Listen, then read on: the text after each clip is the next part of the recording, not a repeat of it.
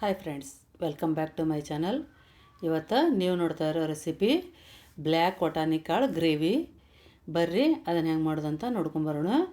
ನಾನು over night ಈ black ವಟಾಣಿ ನೆನೆಸಿಟ್ಕೊಂಡಿದ್ದೆ. ಅದನ್ನೀಗ ಒಂದು ಕುಕ್ಕರಿಗೆ ಹಾಕ್ಕೊಂಡು ಒಂದು 7 ವಿಷಲ್ ತೊಗೋಬೇಕು. ಯಾಕಂದ್ರೆ ಇದು ಬ್ಲ್ಯಾಕ್ ವಟಾಣಿ ಗಟ್ಟಿ ಇರ್ತೈತಿ, ಜಲ್ದಿ ಕುದಿಯಂಗಿಲ್ಲ. ಅದಕ್ಕೊಂದು ಸ್ವಲ್ಪ ಉಪ್ಪು, ಅರಿಶಿನ ಪುಡಿ ಹಾಕಿ ಲಿಡ್ ಕ್ಲೋಸ್ ಮಾಡಿ ಒಂದು 7 ವಿಷಲ್ ತೊಗೋಬೇಕು. ಉಪ್ಪು ಏನೈತಿ ನಾ ಈಗ ಹಾಕ್ಕೊಂಡೇನಿಲ್ಲ, ಮತ್ತು ಒಗ್ಗರ್ನಿಗೇನು ಹಾಕೊಳ್ಳೋ ಅವಶ್ಯಕತೆ ಇಲ್ಲ.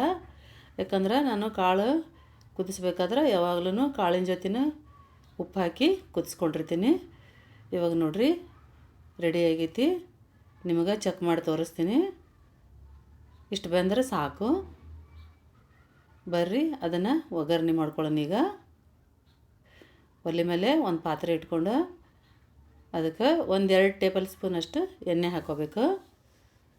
ಎಣ್ಣೆ ಕಾದ ನಂತರ ಅದಕ್ಕೆ ಜೀರಿಗೆ, ಅರಿಶಿನ ಪುಡಿ, ಧನಿಯಾ ಪುಡಿ ಮತ್ತು ಒಂದು ಸ್ವಲ್ಪ ಗರಂ ಮಸಾಲ, ಕೊತ್ತಂಬರಿ, ಉಳ್ಳಾಗಡ್ಡಿ ಹಾಕಿ ಫ್ರೈ ಮಾಡ್ಕೋಬೇಕು.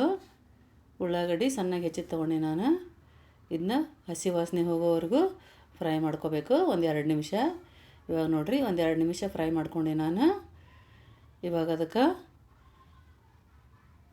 ಗಾರ್ಲಿಕ್ ಜಿಂಜರ್ ಪೇಸ್ಟ್ ಹಾಕೋಬೇಕು, ಟೊಮ್ಯಾಟೊ, ಖಾರದ ಪುಡಿ, ಗುರ್ರಳ್ ಪುಡಿ ಹಾಕ್ಕೊಂಡು ಚಂದಾಗ ಮಿಕ್ಸ್ ಮಾಡ್ಕೋಬೇಕು.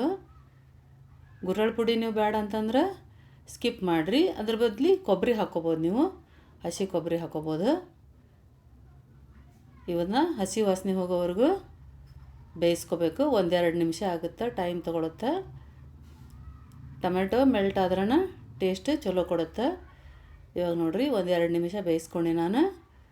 ಅದಕ್ಕೆ ಬೇಯಿಸ್ಕೊಂಡಿದ್ದು ವಟಾಣಿ ಕಾಳು ಹಾಕಿ ಒಂದು 5-6 ನಿಮಿಷ ಬೇಯಿಸ್ಕೊಂಡ್ರೆ ವಟಾಣಿ ಕಾಳು ಗ್ರೇವಿ ರೆಡಿ ಆಗುತ್ತೆ.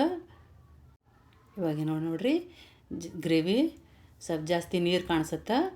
ಇದು ಕುದ್ದಾದ್ಮೇಲೆ ಗಟ್ಟಿ ಆಗುತ್ತೆ. ಆರಿದ ಮೇಲೆ ಗುರಳ್ ಪುಡಿ ಹಾಕಿರ್ತೀವಲ್ಲ, ಮಸ್ತ್ ಟೇಸ್ಟ್ ಕೊಡುತ್ತೆ ಮತ್ತು ಗ್ರೇವಿನೂ ತಿಕ್ ಬರುತ್ತೆ.